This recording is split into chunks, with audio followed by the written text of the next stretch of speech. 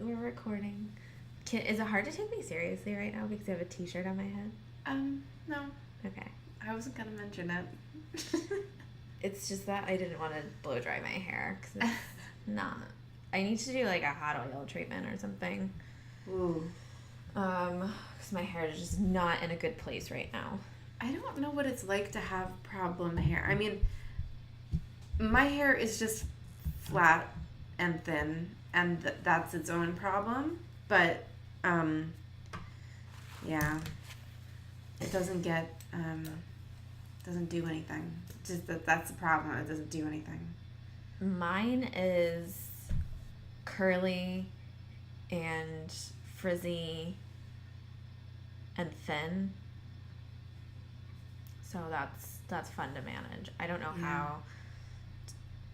I'm still working on that, trying to figure that out. Yeah. And also, it doesn't look like it's curly if I blow dry it. It blow dries just kind of like a little wavy. So whenever I get my hair cut, people always use like a razor, or they try to texture my hair, even though I tell them that I have really curly hair and you're not supposed to do that with really curly hair. They'll still like go in and try to make it cute, and it doesn't work. No. So then like when my hair grows out, it looks awful because it's just like the ends are terrible. But I'm getting my hair done by my friend when I go home for Christmas. Well, that's nice. Yeah, hopefully she'll not do that to my hair. I trust her. Are you going home for Christmas? Yeah. Yeah, I'm going home for Christmas. Yeah, I mean, I'm looking forward to it because I get to see my little nephew and my fam, or the rest of my fam, I should say. It's nice. But it's nice when I have the restraint to not bring up certain topics. Yeah. To keep the peace. Keep the peace on earth. It's really hard for me not to. I don't bring it up. Yeah, same. But it's the thing is, I'm really good at not bringing it up. Yeah. But if someone else starts it, I cannot control myself. I can't either. I can control myself a little bit more when I'm not in like my sister's house or my mom's house. If I'm like in my cousin's house, then I feel like I either like I'll probably just leave, just because I'm kind of to the point where I don't like want to force myself not to say anything if I'm having like a feeling or a thought. Yeah. But also, since it's not my house, I don't feel comfortable just like being me. Yeah. Yeah, it's hard to restrain. It is. I've already warned my mom that I might just, on Christmas, I might have to like go a little early. I might have to leave a little early. Luckily, my family doesn't really bring up anything political generally, so it's usually not an issue.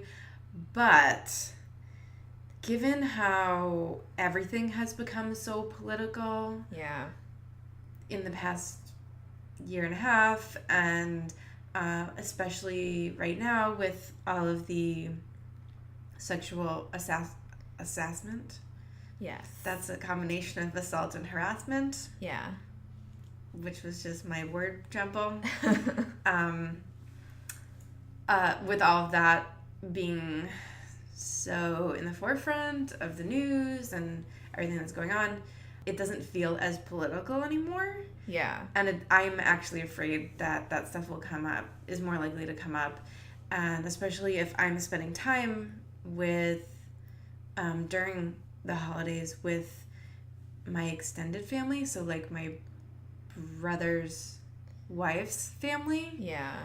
I'm definitely going to have to exercise holding my tongue this year because they're not as liberal.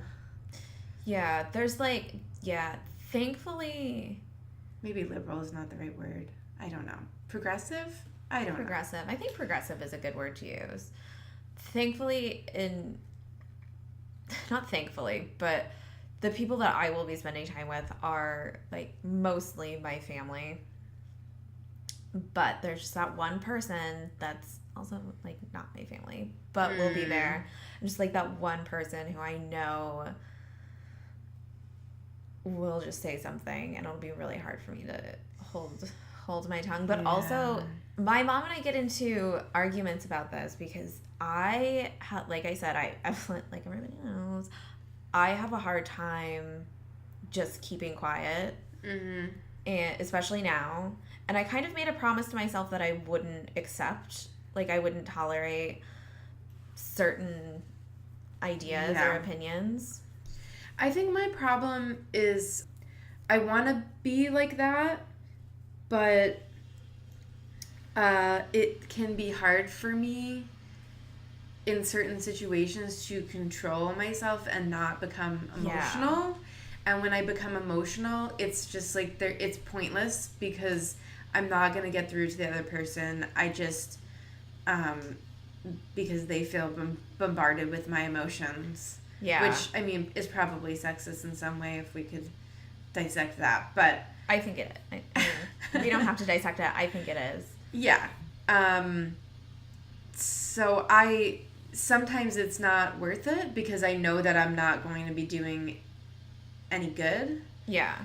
I'm kind of the same way. I'm not necessarily, like, emotional, but I am, I guess, not stern. Well, I think the thing is that it comes off as emotional because it's passionate. Yeah. And it's in terms of sexism, it becomes just you're getting emotional. Yeah. And it's just because I feel very strongly something. I don't think it's a bad thing. It's just that it doesn't have any positive results. Yeah. Because I'm bad at controlling it. Yeah, I think that we talked about this a little bit earlier today. I think you and I are similar to, I'm not emotional, but I won't budge with a lot of things. Mm-hmm. I won't budge, and when people will give their side of the argument, I've already thought about that. You and I don't, even though we're passionate about what we're talking about, we don't make decisions based on opinion. We try to educate ourselves a little bit more. Or just, like, how you feel about something. Like, I have a feeling about this or that or whatever. Like, I need to work through all of... Yeah. Like, I know... I can initially know, like, oh, that feels like that might be racist or that might be whatever.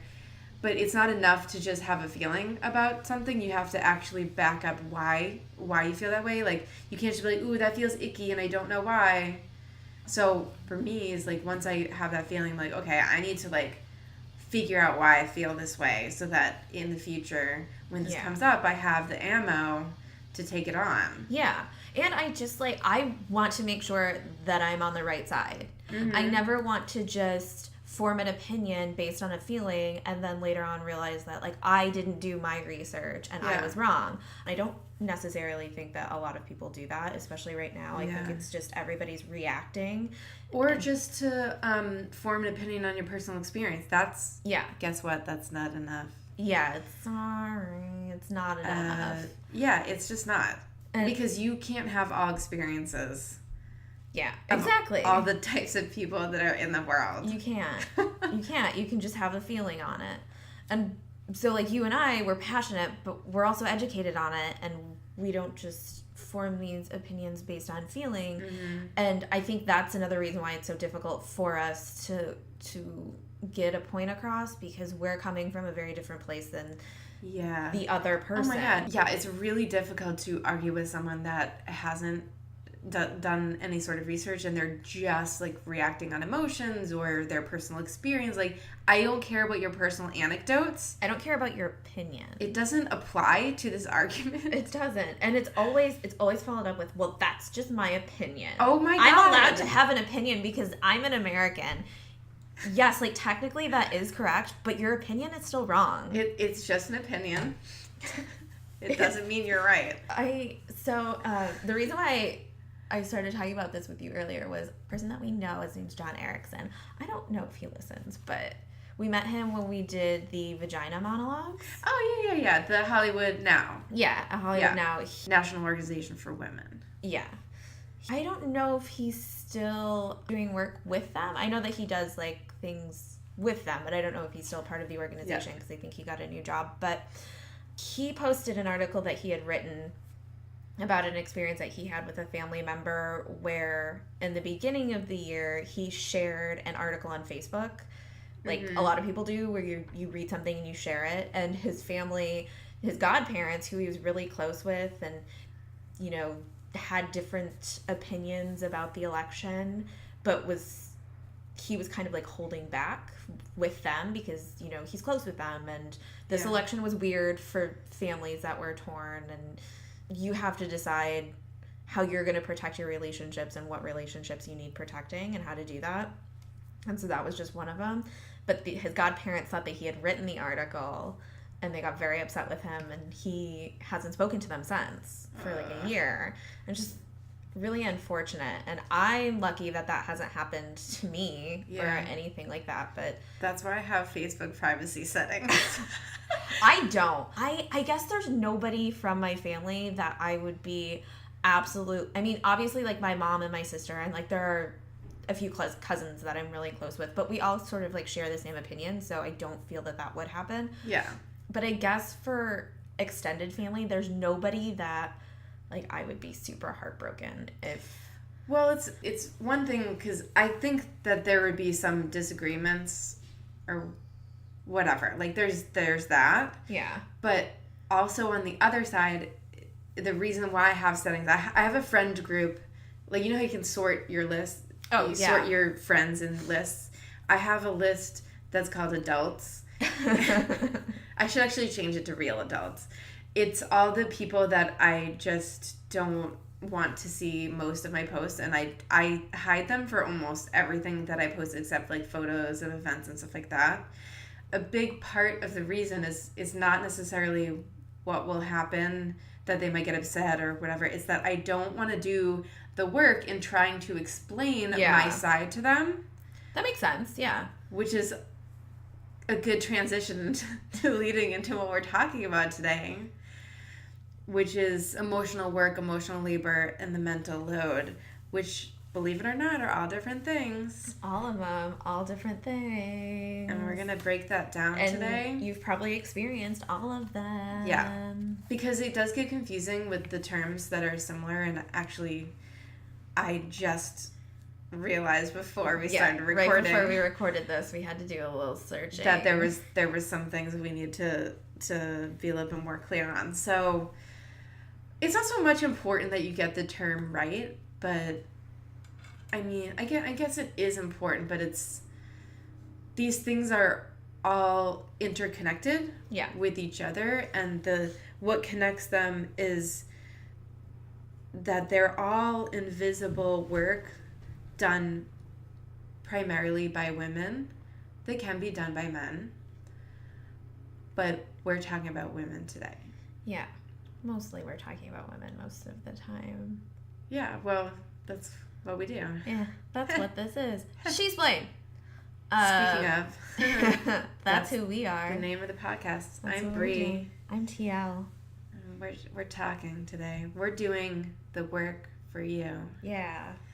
We did some work. So, emotional labor, the process of managing feelings and expressions to fulfill the emotional requirements of a job. So that means that workers are expected to regulate their interactions with clients or managers or coworkers. So it's like the customer's always right. Yeah. It's making sure that your boss doesn't get mad at you because you might lose your job. It's like protecting yourself, but also it's customer service. Yeah, exactly. And it's usually jobs that require face-to-face with a lot of other people. And that term was first used in The Managed Heart, which was published in 1979, and that was written by Arlie Hochschild? Hochschild, I think we decided it was. Yeah. There were two different ways you could pronounce it on the internet, and we just pronunciation.com. Yeah, so we weren't sure. That's the one that we went with. Yeah. And so she's a sociologist, right? Yeah. So she did all this really interesting work on what is emotional work, emotional labor, and emotional work. She was actually the one that made the distinguishment between the two terms, emotional work and emotional labor. So as you said, emotional labor is in a work setting where one person is being paid. So it's emotional labor is exchange value, where the work of regulating the emotions is traded in exchange for a wage. Well, or at least it's part of that. It doesn't have to, it's never going to be your only duty. It's expected. But it's expected as part of your job performance. And that's important to note because we'll get into this a little later, but it's particularly relevant to service industry jobs, which, as we know, are more predominantly performed by women. Yeah. So those are your, like, nurses and teachers and bankers. Yeah. Food service, waitresses and retail. Yeah. Those are all industries that are often dominated by women, and also the only industries where women are represented most strongly in managerial positions. Yeah. So that when they're in charge, it's usually in some kind of service industry. Mm-hmm. Which matters because it's a different work. It does require more emotional labor than some office job or construction work. Yeah. Well, even with office jobs, I feel that the roles that women take within offices are usually that of the, like, front of the office. Mm-hmm. And so it's maybe sitting at a desk for... Like office management? Yeah, like an office management or, like, the reception department. Yeah. Mm-hmm. Women do dominate administrative work as well. Yeah. And those are, like, face-to-face. Even when it's just answering the phone, it's... Well, yeah, and also, I don't think... This is going to be personal, anecdotal, but I don't think that this is something that is exclusive to the entertainment industry, which is where most of our experience lies. Mm-hmm. But even in offices where there are men and women, and there's no person where their job is to answer the phone, it's like part of their primary duties. And this is a personal experience, but when I worked in a small office, and when I had started out as the office assistant, office manager, reception, whatever, so it was my job to answer the phones. And then when I was promoted above that, and whenever the receptionist was out or when they weren't available, I was expected to answer the phone, even though other people at my level were also available. But it's because I had done it before, and also because I'm a woman, because the other person at my level was a man. And even though it was part of his duties to be like backup for the phone, whenever I was available, he always expected me to do it. And I don't think that's just a personal experience. I think that happens a lot. No, I think it definitely happens a lot. I was discussing, I wasn't discussing this with somebody, but they were telling me about how in their old office, they worked in an office where there was no reception or front desk. Because it was just like a bunch of writers contributing to a website. And I thought it was really interesting. This person was talking about how, like, the janitor, there was no manager, there was no office manager, so things didn't run very smoothly. Oh boy. Yeah, but the janitor came in and was like, I haven't been paid. Somebody needs to pay me. God. And I feel like, I was like, that's so weird. Like, how did that slip through the cracks that, like, this person didn't get paid? Which, like, that's just me, like, being like, how... I mean, like, who hired them? Yeah, right? Like, who put you through? But this guy, the janitor, went to him because his was the first office, and was just like, I haven't been paid. Somebody needs to pay me. And this person that I was talking to, who was a man, was telling me about it. He said, I don't know, go see this other person. And the person that he mentioned was a woman, but was at the exact same position as him. Like, we weren't talking about emotional labor. We were just talking about this situation because it was ridiculous that this person hadn't been paid and nobody was managing that. But he decided, I'm not taking this on. Yeah. He decides this isn't part of my job and doesn't care if it's a part of the other person's job. Yeah, and he, like, the person that he mentioned was hired at the exact same time that he was, had the exact same position that he was paid the exact same amount that he was. Like, there was only the difference of gender. Yeah. And he said it as if that wasn't a thing. Like, it was just no big deal. Did you say something to him? No, well, we had been drinking, and I was half-hearted. Like, I wasn't really listening to him that much. But I just, like, remember, like, rolling my eyes and then being like, that's, like, ugh, what a shitty thing. Wow. And was he complaining about being approached in the first place? Yeah. And then he was the one that passed the buck? Yes. And what bothers me about this is that woman is still in that position, and he has moved on to another company at, like, a better position, but it was because he was recommended by another man to move on. And when I asked this man why he didn't, like, suggest the woman, he was just like, oh, I didn't think about it. Of course not. And that's all a part of the wage gap. And promoting men over women and suggesting men over women, they're all connected. Mm-hmm. And yeah, all these things are really connected. And so, but because we need to distinguish these terms, all of that stuff is emotional labor. It takes place in a workplace. There is an exchange of wages or goods, and it's part of paid labor. Right. But it's not compensated for, if that makes sense. It's not given a value. It's like you're not paid necessarily more for performing emotional labor at your job, but it actually is taking a toll. Yeah, it's unhealthy.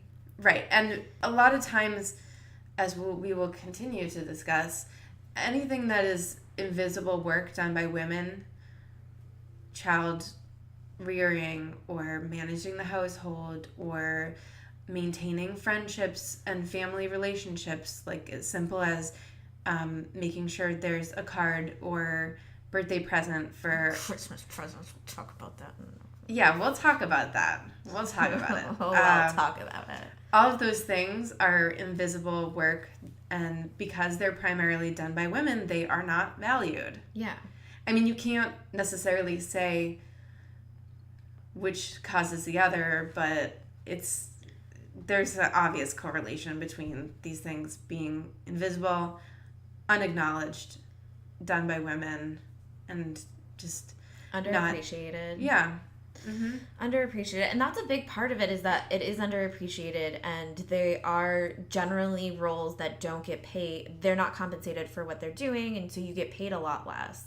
And that's what we were talking about with the wage gap, where women are sort of put into these roles because that's, like, what we expect them to do. Well, yeah, I mean, you can be that person and be like, well, women choose to go into those industries, and no, just don't roll your eyes at me. I'm rolling my eyes at the hypothetical person that this is. Because I've heard this. I know. Women choose to go into these industries. Women choose to go into, like, women choose to be nurses as opposed to doctors. Like, we won't go into the economic factors. Like, let's just not go there because there's too much to dissect there. But you can say women choose to go into these fields or these particular types of positions, but the fact is, when men, like, for example, nursing, when men become more present in any field or position, the value of that job, the amount that the position pays, goes up. Yeah. That is a fact. I do not have a source. But it's fact. But I know that that's something that I know because I've read about it before, and it's shocking, but it's true. And so you can't tell me that that it's not related. And emotional labor isn't necessarily exclusive to those industries. Like, I was reading, I have it up, it was in an article, and I'll start with a woman named Jennifer Pierce. She did a study about female lawyers versus male lawyers. Mm-hmm. And it said, and this was at the University of Minnesota, it said that she found that the expectations for emotional labor in the legal industry apply to women working in every part of the field. In other words, while male attorneys, generally speaking, are allowed to and even expected to be aggressive and domineering, that does not extend to female attorneys, who are frequently penalized if they attempt to conform to these emotional norms. Yeah, like Marsha Clark in O.J. Simpson. Exactly. And then it said, meanwhile, while female legal secretaries described expectations that they would be caretaking towards mostly male attorneys, male secretaries were not subject to the same norms. So they were expected to be, I'm assuming, performing duties that are like pick up my dry cleaning and, caretaker. Personal duties. And male secretaries weren't. And of course the results of that are when you are penalized, especially like for being a lawyer, for being aggressive and like doing your job, that holds you back. And it holds you back economically too. Right. Which just adds to... I can't imagine being a lawyer as a woman. I've been watching The Good Wife lately. It makes me want to be a lawyer because she's really cool. The show's actually surprisingly feminist. And she's an atheist, and she, like, her daughter's a Christian, and she gets into arguments with her all the time about it. I mean, there are, like, obviously it's a CBS show, so there are definitely flaws. But I was surprised when I started watching it. I kind of watched it. I started watching it just because it was, like, I thought it was going to be, like, a shitty show that I could just, like, leave on. But I'm actually enjoying it. Yeah, I've been meaning to watch it for a while. I know a lot of people like it. But it makes it difficult to do your job, too. Yes. And that's exhausting. But that's not just in the legal field. No, that's in every field. When you have to regulate. I feel like I'm constantly... Actually, now that I work in an office in a company that is mostly women, I don't know what the percentage is, but it's a lot of women because of nonprofit. Of course. Again, like service industry. Well... Nonprofit isn't service industry, but it has a lot of similarities. There's a lot of interpersonal relations, and it's undervalued as an industry. But now that I work with mostly women, I feel like I don't have to do as much of that. And I'm definitely not... When I worked at a really small company that was like kind of half and half, it definitely was expected to, like, the phones or party planning type things, that sort of stuff. That is, I can't imagine my male coworkers at the time being asked to do that stuff. Yeah. Or to help. Or even as simple as just like, if there was some kind of luncheon or party or whatever and someone else was bringing the stuff, to be the one to have to go greet the person and help them bring up the food. Yeah. Like shit like that. Yeah. That is so hard to quantify or complain about because, and that's the other thing, is it's so hard to complain about it because there's no way to be like, and often it's just part of the position that you're in. You can't, if you're an assistant, you don't have the power to be like, that's not my job. Yeah. Because sometimes your job is whatever they say it is. Yeah. I work with a lot of production managers, and I've noticed that the male production managers are always more accommodated by companies than the female production managers. Even when the female production managers are like as sweet as fucking possible, they never get the same results as the male production managers. I've been in situations where I used to have an assistant, and he was not capable of doing much. And I've had him call over me, and he would get better results. Like, not knowing what he was doing and not knowing, like, anything that was going on, totally oblivious. And he would get better results just because, like, he was a man. And I wouldn't because I was a woman coming off as, like, a nag or a harpy. I don't know. Like, It reminds me of, I can't remember what podcast I heard this in because I listen to so many podcasts. But there's this concept of, it's not, they didn't make this up, but there's this concept of the strategy to get what you want, which is I'm a good guy, you're a good guy. Yeah. But there's no way to do that when you're a woman. You're not, because even every time I answer the phone to try and get something from somebody, every time I like go to make that call, I am like a shell of a human. I'm not who I actually am.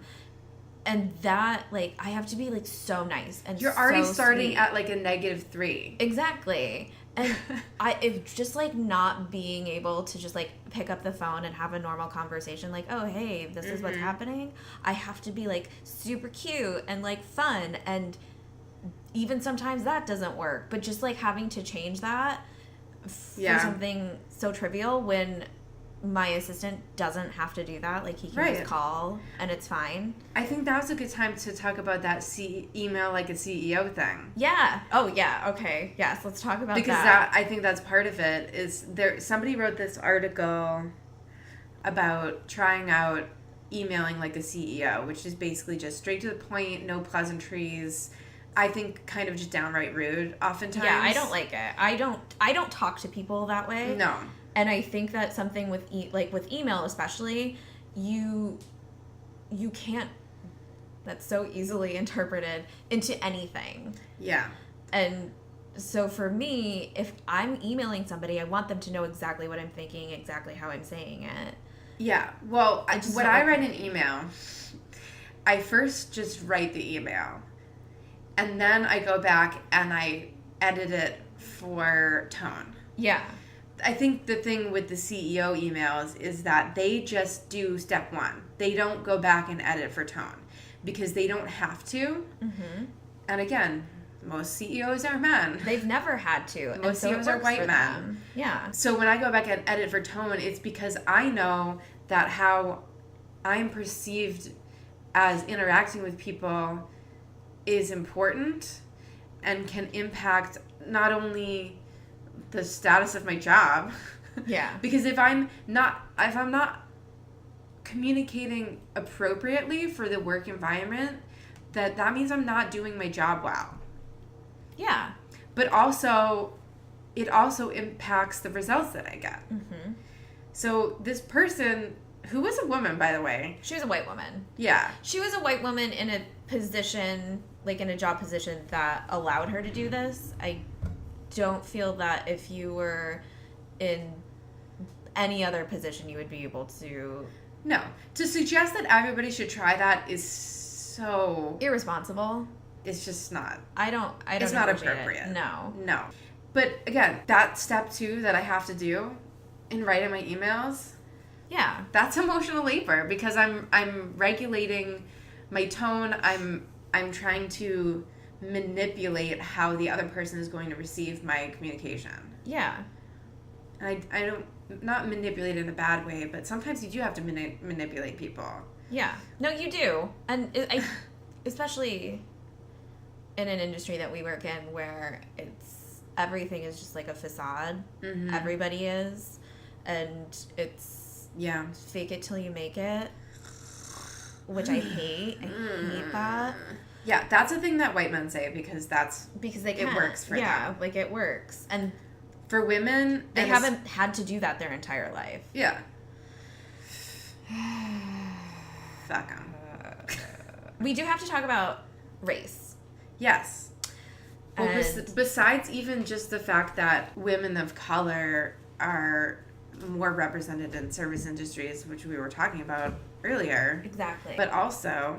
Okay, so I was reading an article in a study of black pilots and flight attendants. There was a sociologist. Her name was Luanda Evans. She observed this. And can I just interject for half a second? Yeah.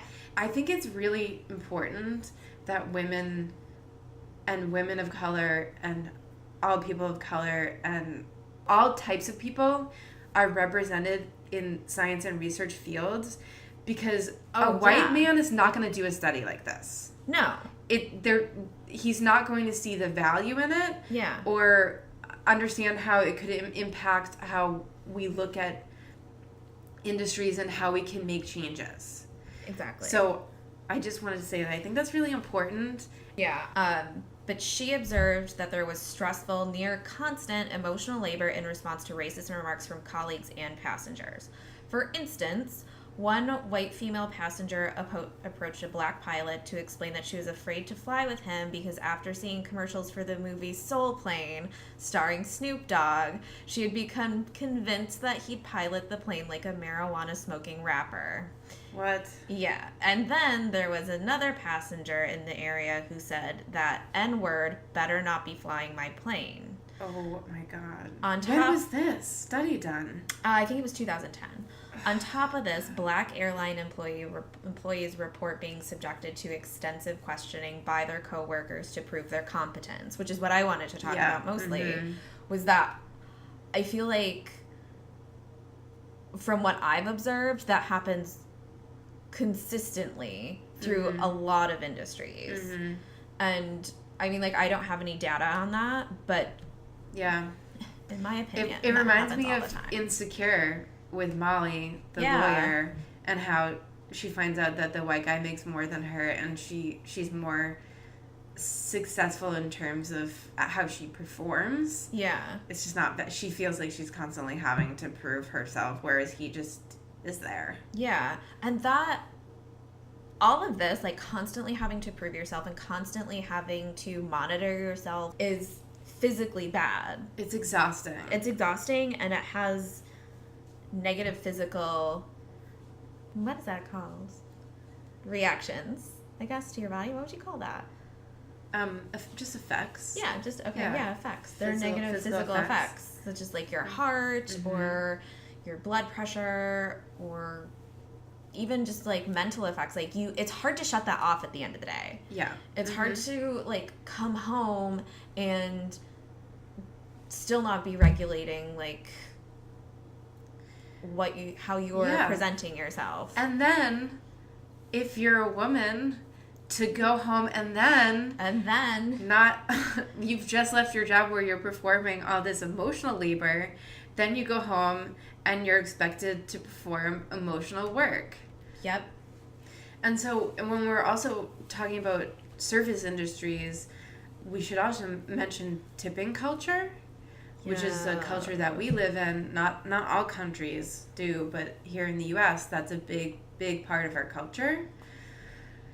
And when you have mostly women in service industries, you know how we're talking about how the emotional labor doesn't have a value? Well, in some ways it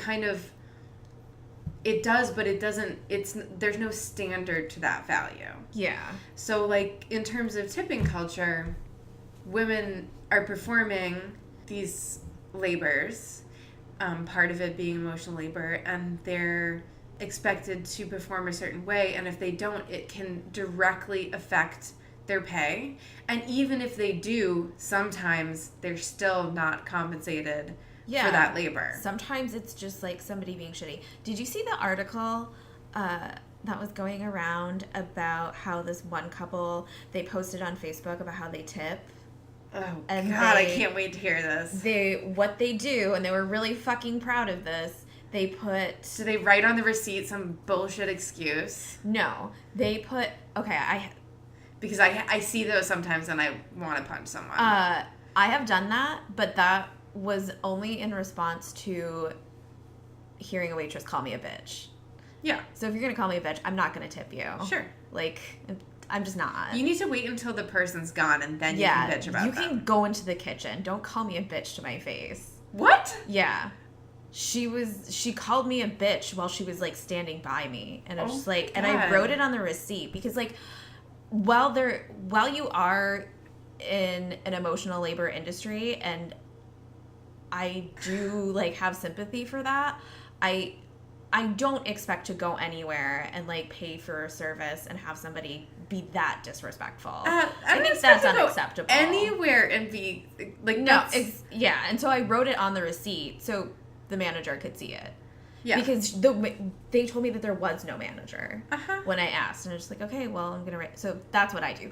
But this couple they put $5 in ones on the table. And every time for every meal? Yeah, like that's all they tip, by the way, is $5. I'm sorry, but where are you eating where $5 is your tip? I don't know. I always tip 20%. Like, no matter what, that's the minimum of what I tip. I tip 20% unless something goes seriously wrong, and it's definitely their fault. Yeah. Well, yeah. I mean, there are exceptions to everything. Yeah, but that's my baseline. Yeah. But so they put a $5 bill on the table when the meal starts, before the waitress even comes out. There's 5 $1 bills on the edge of the table so that the waitress can see it, or waiter. And they're like, oh shit, $5 tip for these people? Man. I guess I don't have to care about my service. Every time they feel they screw up, they take one away. What is that wrong with these people? I feel like that is so degrading. It is. To do to somebody. Also, you can't just take away the tip just because something goes wrong. Because even though they're the face that you're seeing, yeah, and they're the one apologizing to you, that doesn't mean that it was them that screwed up. No. What? There are so many factors that go into you getting your food. But they're also the ones that are being more affected by it, because even though they have to tip everybody else out, those people are getting paid minimum wage. Yeah. So that's on top of their wage. Yeah. That they're getting tipped out. And they get a smaller percentage, but still they're getting tipped out on top. So when you're taking that away from the server, that's affecting them more, even if they did not make the mistake. They're still the ones that have to apologize to you. They're ones that have to deal with whatever attitude you give them. They're the ones doing the emotional labor. Uh-huh. And then, what? First of all, if I were that server that had these people and I saw 5 $1 bills, I would not care about my service. I'd be like, well, I wouldn't care either. These fuckers aren't going to tip well anyway, so like I'm not going to give them any attention. I feel like that's having the opposite effect. That would have the opposite effect of what you're trying to do. Absolutely. It's just like that's just a shitty way to treat humans. Like, it's gross. Just be good to people. And if you can't, like, ugh. I am very much of, like, the mindset that if you can't afford the service, then you can't afford the service. And, like, it sounds like these people are just more, like, anti-tipping. Yeah, and you can be anti-tipping. Yeah. As a philosophy. That's fine. Doesn't mean that you get to not tip. Yeah. Sorry. It's still something that you should be doing. I don't think that we, like... I hate it. I don't think that we should have that, standard. I don't think that we should be tipping at all. I don't.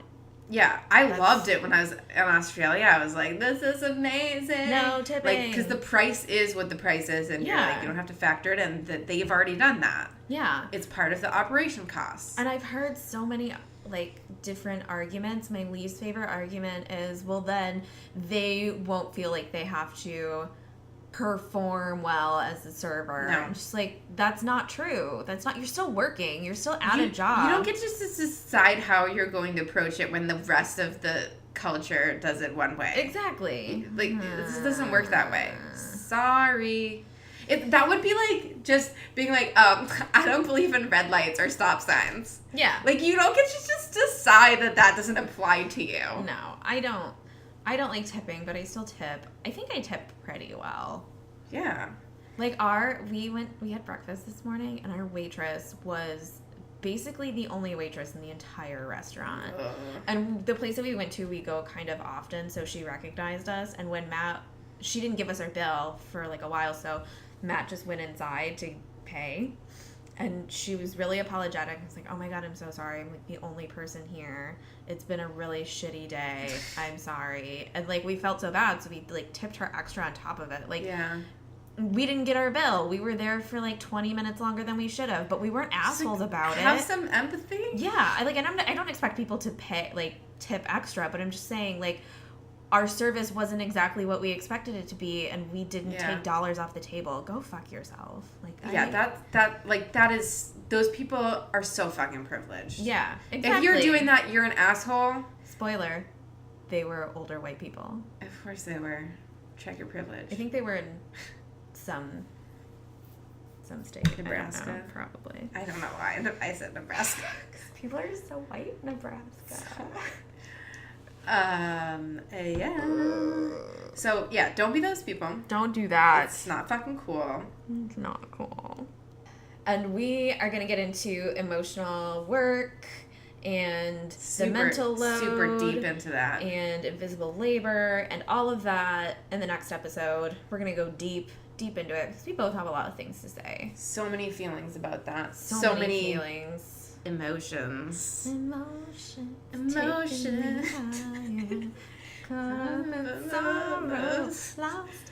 version are you singing? The words I'm singing song. the Bee Gees version. I like the Destiny's Child version. No, I like Bee Gees too. I just really love the Bee Gees.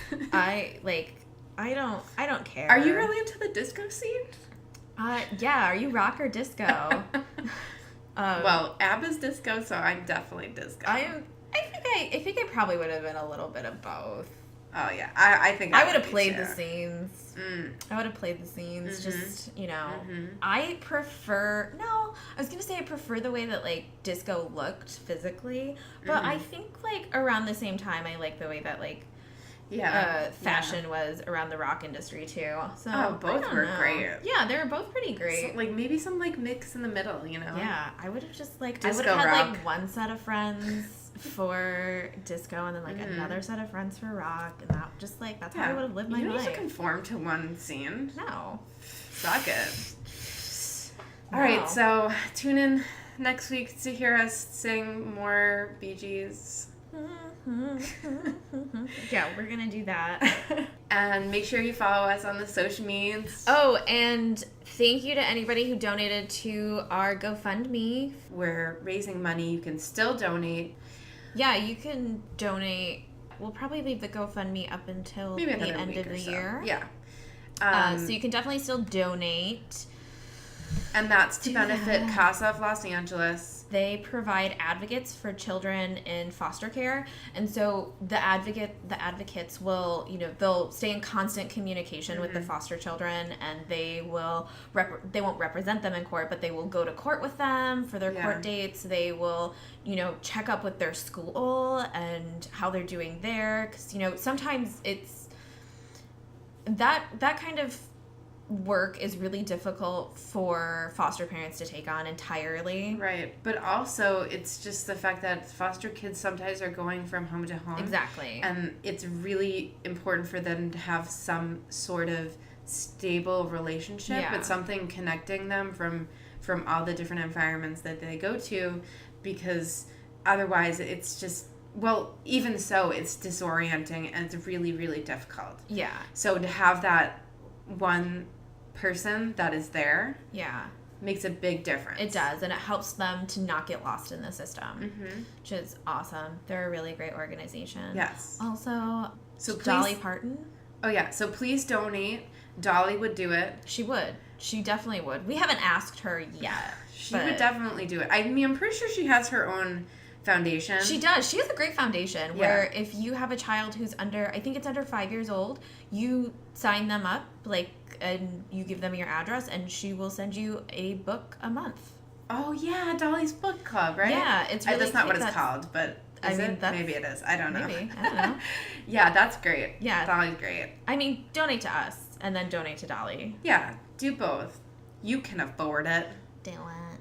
If you can eat out this week, you can afford it. I don't know how they take donations, because I feel like I looked into it once and they were just like, oh, we don't. There was nothing. Maybe Dolly just funds it herself. She probably does. I mean, she could. She's perfect. Right? Oh, Dolly. She's perfect. Dolly. So find us on the social media, and please donate to the GoFundMe and make a difference. If you can afford a Starbucks coffee, you can afford a $5 donation. Yeah, you can. Yes, I'm guilting you. Deal with it. If you can afford Starbucks coffee, you can probably afford both. So exactly. You don't have to choose. Just do both. Nobody's scraping together quarters to buy a Starbucks coffee. No. Also, just brew it at home. But anyway. I get Starbucks a lot. I get it often. Yeah, but you also donate. Yeah, I donate. This year I did the Angel Tree, the Senior Citizen Angel Tree. I get really emotional, and Matt has to like deal with me when I'm emotional. Because I start crying once I get to the tree and I see like all of the like little ornaments like and what people are asking for. I just start like bawling in the middle of the mall because I just want to help everybody. And one year he let me do that, but I couldn't do that this year because there were a lot of them still on the tree. But yeah, so I did that. That's great. Yeah. So do your part. Yeah. Follow us. We're at SheSplain Podcast most places. Guys, if my nephew can donate. Yeah. He donated $10. He did. He donated which is like a lot when you're $10. 15. Is he 15? 12. He's 12? Why is he driving? I don't know. What? I don't know. He's 12 and he was driving in a parking lot the other day. No, that's too early.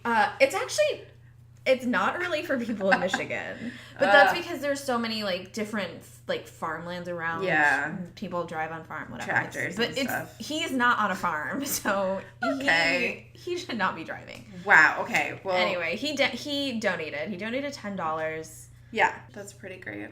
I love it. Yeah. You guys do it. Cool. Join us next week for emotional work, mental load, all that good stuff. Yeah. SheSplain.